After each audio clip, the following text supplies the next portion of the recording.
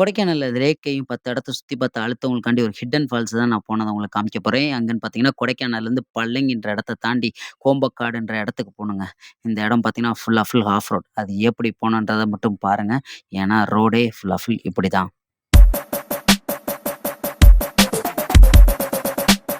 இந்த மலைப்பாதை ஃபுல்லாமே பார்த்தீங்கன்னா தெரியும். எவ்வளோ ஆஃப் ரோடு எல்லாம் கழுதையா, குதிரையான்னு தெரியல. அதில தான் போயிட்டுருக்காங்க. அதில தான் எல்லா லக்கேஜையும் எடுத்துட்டு போறாங்க.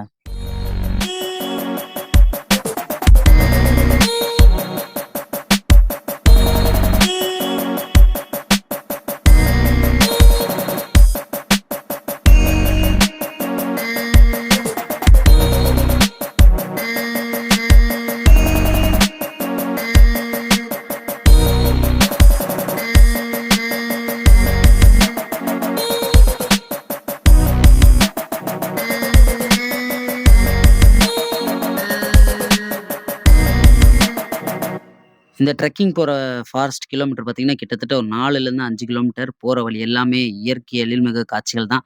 செம்ம என்ஜாய்மென்ட் பண்ணிட்டு போலாங்க.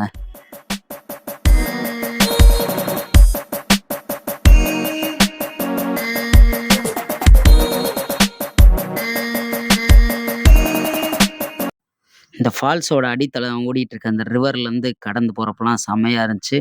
கால வைக்க கூட முடியலங்க. அந்த அளவுக்கு காலே உறைஞ்சு போற அளவுக்கு செம்ம சில்னஸ்ஸு.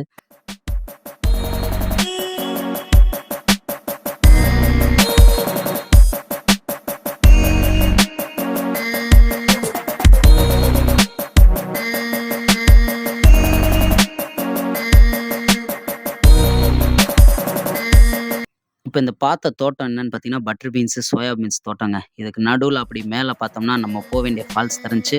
ஒரு செம்ம வியூ. ஆனா என்ன ஹைட்ட நெனச்சா தான், இன்னும் ஏற வேண்டிய தூரத்த நெனச்சா தான் கொஞ்சம் இதா இருந்துச்சு.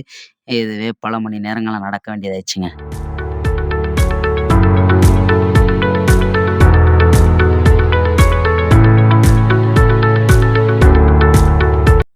இந்த பாதை ஃபுல்லா பார்த்தீங்கன்னா, செங்குத்தா ஏற வேண்டியதா இருந்துச்சு. கிட்டத்தட்ட இப்பயே நாங்க டிராவல் பண்ணி ஒரு 1 1/2 மணி நேரம் டிராவல் பண்ணி மேல வந்திருக்கோம். இன்னும் பாதி தூரம் வேண்டியது இருக்கு. அதுக்கே டயர்டானனால கொஞ்சம் ரெஸ்ட்ட போட்டுக்குவோன்ட்டு ஏறிட்டோம். பாதை ஃபுல்லா செங்குத்தா தான் இனிமே ஏறுது.